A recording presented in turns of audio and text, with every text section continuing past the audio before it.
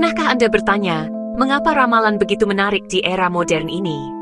Di tengah kemajuan teknologi dan informasi yang serba cepat, ramalan tetap saja punya tempat khusus di hati banyak orang. Ketertarikan pada ramalan adalah cerminan keinginan manusia untuk mengintip masa depan, mencari secercah cahaya di tengah ketidakpastian. Ramalan seolah menawarkan harapan, bahkan ketika logika tak mampu memberi jawaban pasti. Dari mahasiswa yang cemas ujian, hingga pebisnis yang khawatir nasib perusahaannya, semua ingin tahu apa yang akan terjadi. Setiap orang, tanpa memandang usia atau profesi, pernah merasa gelisah menghadapi masa depan. Ramalan menawarkan narasi tentang masa depan, memberi bentuk pada hal yang abstrak. Ia mengubah kekhawatiran menjadi cerita yang bisa dipahami, walau hanya sejenak. Manusia hidup dan memahami dunia lewat cerita, dan ramalan adalah cerita paling personal tentang diri kita sendiri. Setiap ramalan terasa seperti pesan rahasia yang hanya ditujukan untuk kita. Rasa ingin tahu mendorong kita mencari jawaban, bahkan untuk hal-hal yang tak pasti. Kita ingin merasa yakin, meski hanya sebentar. Ramalan mengisi kekosongan yang tak bisa dijawab logika. Ia menjadi pelarian dari rasa takut dan keraguan yang sering kali menghantui. Mungkin yang dicari bukan kebenaran mutlak, melainkan pegangan sederhana untuk menavigasi lautan ketidakpastian. Ramalan memberi kita rasa kontrol, walau hanya ilusi. Ramalan menjadi kompas emosional, tak selalu akurat, tapi cukup untuk menenangkan hati. Ia membantu kita berdamai dengan hal-hal yang tak bisa kita ubah. Di tengah kekacauan, ramalan memberi ilusi bahwa ada pola yang bisa dipahami, dan mungkin itulah yang membuat kita terus terpikat olehnya. Otak manusia selalu mencari pola dan keteraturan. Kita tidak suka ketidakpastian. Ketika segala sesuatu terasa tidak pasti, otak kita secara otomatis berusaha menemukan makna dan penjelasan, agar kita merasa lebih aman. Kebutuhan akan kepastian ini sudah menjadi bagian dari naluri dasar manusia sejak dulu. Ketidakpastian menimbulkan kecemasan, membuat otak bekerja lebih keras. Pikiran kita jadi mudah lelah, dan perasaan cemas pun meningkat apalagi jika kita merasa tidak punya kendali atas situasi. Ramalan hadir sebagai alat menciptakan ilusi kontrol, menawarkan prediksi tanpa analisis rumit. Banyak orang mencari ramalan untuk mendapatkan gambaran tentang masa depan, meski hanya sekadar menenangkan hati. Sejak zaman purba, kemampuan memprediksi adalah kunci bertahan hidup. Manusia belajar membaca tanda-tanda alam, cuaca, dan pergerakan bintang untuk mengurangi risiko dan bahaya. Kini, kecemasan kita bergeser ke pekerjaan, kesehatan, dan hubungan. Tantangan modern membuat kita tetap mencari kepastian di berbagai aspek kehidupan sehari-hari. Ramalan memberi skenario yang bisa dipegang, meski tak ada jaminan kebenaran. Setidaknya, kita merasa punya pegangan untuk melangkah.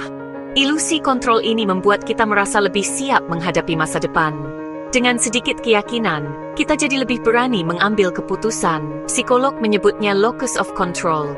Percaya ada kekuatan eksternal yang bisa dipahami lewat ramalan. Konsep ini membantu kita memahami bagaimana manusia mengelola rasa cemas. Dengan begitu, beban mental berkurang, stres pun perlahan mereda, dan kita bisa lebih fokus menjalani hari. Kecemasan lebih mudah diatasi ketika kita merasa ada sesuatu yang bisa diandalkan, walau hanya sementara. Ramalan menjadi mekanisme pertahanan psikologis yang membantu banyak orang. Ia menjadi pelarian dari rasa takut akan hal-hal yang tidak bisa diprediksi. Ia menawarkan rasa aman di tengah dunia yang tak pasti, memberi harapan dan ketenangan, meski hanya sejenak. Di Indonesia, ramalan sudah menjadi bagian budaya yang diwariskan turun-temurun, menyatu dalam kehidupan sehari-hari masyarakat dari berbagai latar belakang. Dari zodiak yang populer di kalangan anak muda hingga primbon Jawa yang syarat makna tradisi, semua memiliki tempat tersendiri di hati masyarakat. Kolom zodiak hadir di berbagai media, dibaca banyak orang untuk mencari petunjuk tentang cinta, karier, dan keuangan, bahkan sekadar hiburan atau bahan obrolan. Primbon Jawa dan perhitungan weton masih digunakan untuk menentukan hari baik dalam hidup, seperti pernikahan, pindah rumah, atau memulai usaha baru. Praktik lain seperti membaca garis tangan atau kartu tarot juga populer, sering dikaitkan dengan intuisi, energi, atau kemampuan supranatural yang dipercaya bisa membuka tabir masa depan. Orang datang mencari pencerahan, berharap menemukan makna di balik masalah hidup, atau sekadar mendapatkan ketenangan batin di tengah ketidakpastian. Kepercayaan pada ramalan menunjukkan kebutuhan akan panduan spiritual masih kuat, menjadi pelengkap dalam menjalani kehidupan modern yang serba cepat. Semua jenis ramalan menawarkan narasi bahwa hidup bukan sekadar kebetulan, melainkan ada benang merah yang menghubungkan setiap peristiwa. Ada pola, makna, dan takdir yang ingin diungkap, seolah-olah hidup ini sudah digariskan dan kita hanya perlu membacanya. Ramalan memberi janji keteraturan di tengah dunia yang kacau, menawarkan harapan dan pegangan bagi mereka yang mencari arah. Ramalan sering menjadi alat meredakan kecemasan di tengah ketidakpastian hidup. Saat menunggu hasil penting atau menghadapi masa depan yang tak pasti, ramalan memberi harapan dan skenario yang menenangkan. Efek placebo dari ramalan bisa memotivasi seseorang bertindak lebih positif. Bahasa ramalan yang ambigu membuatnya terasa relevan bagi siapa saja, itulah efek Barnum. Otak kita mengaitkan ramalan dengan situasi pribadi, sehingga terasa personal. Ramalan menjadi terapi mandiri, tidak menyelesaikan masalah, tapi membantu mengelola emosi. Dengan pikiran lebih tenang, kita bisa mengambil keputusan lebih baik.